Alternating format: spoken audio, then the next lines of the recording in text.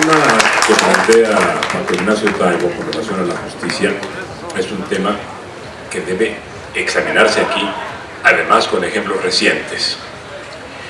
Se dice que están prohibidos en México los actos anticipados de campaña. Esta es una aberración jurídica, porque habría que prohibir los actos anticipados, los preanticipados, los anteanticipados y así sucesivamente.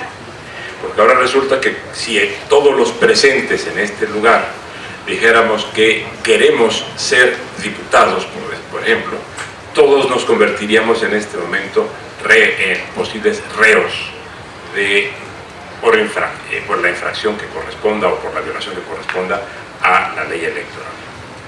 Pero lo curioso es que, estando prohibidos los actos anticipados de campaña y que se dirigen con mucha claridad a determinados casos, no están prohibidos los actos permanentes o continuados de campaña por parte de quienes ya ejercen los cargos.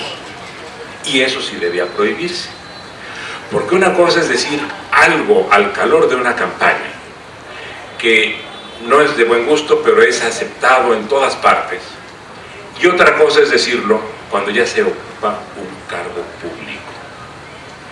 Decir que alguien es un peligro para México es literalmente una imputación de un delito, independientemente de lo que se haya visto aquí ayer desde la perspectiva política. Yo opino desde la perspectiva jurídica, es un delito, porque se está imputando a su vez un delito a alguien. ¿Qué quiere decir ser un peligro para el país? Que ese es un traidor, que ese es un conspirador, que ese es un golpista.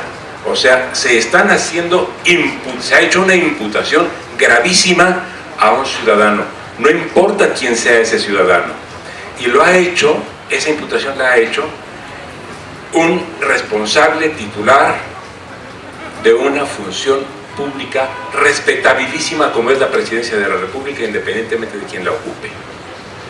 Ahora bien, la Constitución dice que ningún presidente puede ser objeto de sanción alguna excepto por delitos graves del orden común.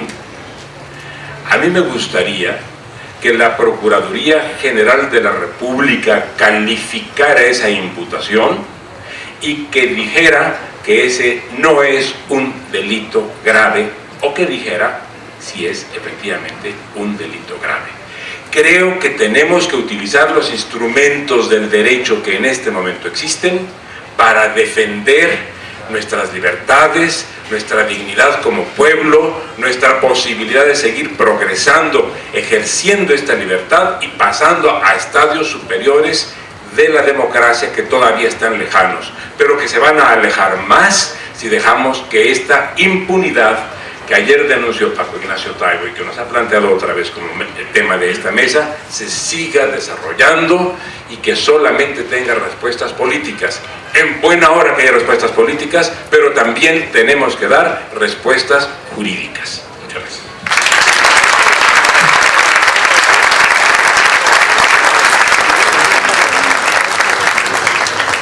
El tema de la corrupción, la inseguridad y la impunidad es un nudo que permea todo el sistema político del país y que la alternancia del año 2000 nos demostró que el que haya cambiado un partido de derecha por el otro no hizo ningún cambio sustantivo en este tema. Todos recordamos el discurso de Fox contra Salinas y luego vimos lo que hizo Fox en el Congreso, que es un tema que recuerda más le tocó a Martí, cuando los líderes petroleros, los juicios de desafuero, y donde la impunidad es parte de este sistema que tenemos que combatir. El tema de la corrupción fue algo central para que los ciudadanos del Distrito Federal en el 97 decidieran votar por el PRD. Todos recordamos los bonos de Óscar Espinosa Villarreal y todo este escándalo, toda esta grosería hacia los ciudadanos en términos de la gestión que tenía el PRI en esta ciudad. Y nada de esto ha cambiado porque sigue siendo un problema estructural que es un asunto fundamental también del problema de la inseguridad y la violencia que se está viviendo en el país. Nadie podríamos entender sin corrupción todo este proceso de descomposición social que estamos viviendo, que no es nuevo, pero que se ha agudizado particularmente en los últimos años en todo lo que tiene que ver con las instituciones de seguridad pública, de procuración e impartición de justicia.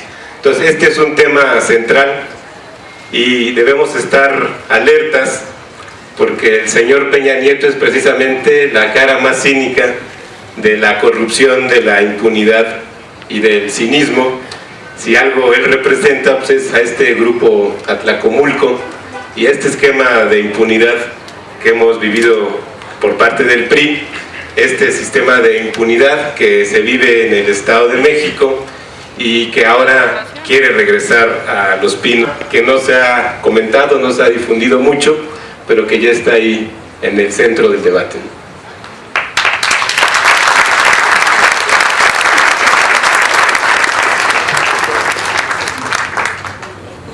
Me parece que el tema de la impunidad tiene muchas vertientes, pero al menos tiene dos fundamentales. La primera tiene que ver con la vertiente política, ahorita hablaré, pero la vertiente económica y la vertiente política. Quisiera hablar ahora de la vertiente económica. ¿Cuál es la expresión más clara de la impunidad en este país? La constitución de monopolios. Cuando en la sociedad no hay competencia, que es el ámbito, digamos, para el control de la sociedad, se producen monopolios. Este país está lleno de monopolios, no solo en el campo económico, en el campo político también, y sobre todo en el campo económico. Un monopolio no necesita tomar en cuenta la opinión de sus consumidores, de sus clientes, del ciudadano. Puede hacer lo que quiere. Y como se constituye de hecho a partir del monopolio en lo que se ha llamado los poderes fácticos, siendo un poder fáctico por encima, en consecuencia y al margen de la ley, puede violar principios, puede violar procedimientos, comportamientos sin ningún efecto, sin ninguna consecuencia.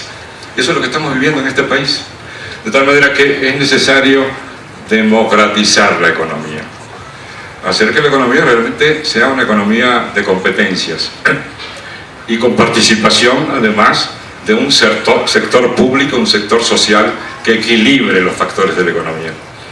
Tenemos aquí un problema muy grave. El monopolio no solo se da en el campo de la economía legal, sino que se da también en el campo de la ilegalidad. ¿Qué es el narcotráfico? Un monopolio. El narcotráfico es un monopolio ilegal de una mercancía o de un conjunto de mercancías particulares. A los antropólogos, cuando nos forman, nos enseñan la llamada teoría de la renta diferencial y renta absoluta. Estas teorías muestran claramente que cuando uno tiene un monopolio de un objeto material, natural o construido por tecnologías, etc., cuando uno tiene una mercancía que solo uno tiene, uno puede imponer su norma. Pero hay un segundo aspecto económico. Las tasas de ganancias son extraordinarias. Por eso la renta de la tierra se llama ganancia extraordinaria. Y toda renta es una renta extraordinaria, es una ganancia extraordinaria. Con las tasas de ganancias que obtiene este monopolio ilegal, es imposible para un Estado, ninguno lo ha logrado, vencer esta actividad. Porque es un monopolio con tasas de ganancias portentosas, de 1000, de 2000%. De tal manera que ahí tenemos un problema. Por supuesto, el desenlace lógico de un razonamiento de este tipo es que la única manera de vencer a este monopolio ilegal es quitándole lo que tiene de ventaja, el hecho de que monopoliza una mercancía que está ilegalizada y que tiene poder justo porque está ilegalizada. De tal manera que la consecuencia lógica es quitarle la legalidad, la ilegalidad como arma a este aspecto. Pero el segundo aspecto es el político. ¿Y qué significa en síntesis esto? Que en un país hay más impunidad en la medida en que hay menos democracia. De tal manera que está íntimamente vinculada la impunidad con la falta de democracia en un país. Uno lo ve incluso observando lo que ocurre en otros países, en Europa, en el propio Estados Unidos. En la medida en que las democracias socialdemócratas, la democracia del estado de bienestar se vino abajo en Europa, el grado de impunidad y de corrupción ha aumentado exponencialmente. Vean lo que está pasando en España. Prácticamente cada semana se descubre un acto de corrupción derivado de la impunidad que da la falta de democracia en que ha caído España, como el resto prácticamente de Europa. Y lo mismo está pasando en Estados Unidos. En el caso de México es una enfermedad terminal. Si no tenemos democracia, no podemos controlar no solo a los que tienen puestos públicos, puestos políticos, no podemos tampoco controlar a los que actúan en la llamada sociedad civil en el campo de la economía, porque la falta de democracia económica y política crea impunidades y en consecuencia corrupción en grado máximo.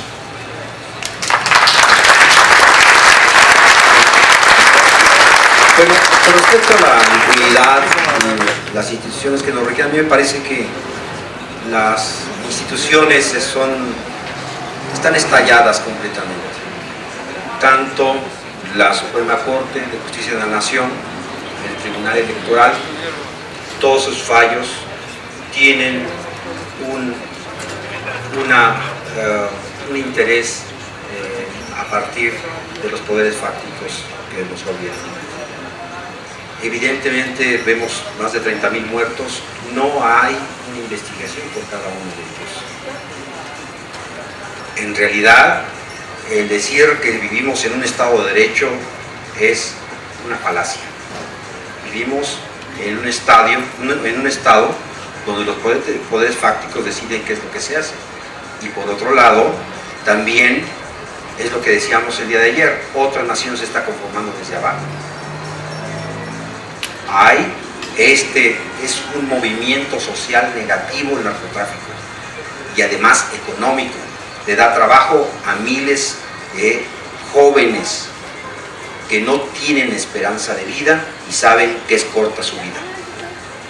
Y genera una serie de ganancias también para estos poderes fácticos que de manera soterrada se encuentran en el mercado. La compra de automóviles, por ejemplo. ¿Por qué no se puede regular la compra de automóviles? ¿Por qué no se dice de dónde vienen esas fortunas para comprar las camionetas de 750,000 pesos que nos van a comprar? ¿De dónde vienen los recursos? Y tienen total y libre mercado para poder comprar lo que se dé en gana en el país. Sin embargo, no se investiga dónde vienen estas fortunas. Este es un problema real. El narcotráfico está ahí, está conformando una tradición, tiene sus raíces también en las rancherías, en los lugares donde ya incluso los gobernadores no entran, y los gobernadores porque también algunos están compenetrados con el narcotráfico. En el país hay lugar donde no hay gobierno, y esas comunidades se gobiernan a sí mismas a partir de repartirse la renta de las drogas. El Tribunal Electoral. El Tribunal Electoral ya lo hemos visto en el caso del 2006 con el gobernador López Obrador, Ixtapalapa y bueno, la dirección del partido. Yo digo que las instituciones están estalladas y que es necesario a golpe y al combate de los votos en el 2012 como debemos desterrarlos. Ahí es donde está el problema, ahí es donde está la primera acción, pero no la primera ni la única, porque el problema no es ese, ni el problema es a quién ponemos, si a Andrés Manuel u a otro, sino el problema es cómo sostenerlo y cómo aguantar la derrota también. El problema es, ganamos el 2012, ¿cómo lo sostenemos? Sabemos qué ha pasado en Latinoamérica, sabemos qué ha pasado aquí en México, incluso, y si no lo ganamos, ¿cómo soportar el camino? ¿Cuál va a ser el otro camino de nuestro país?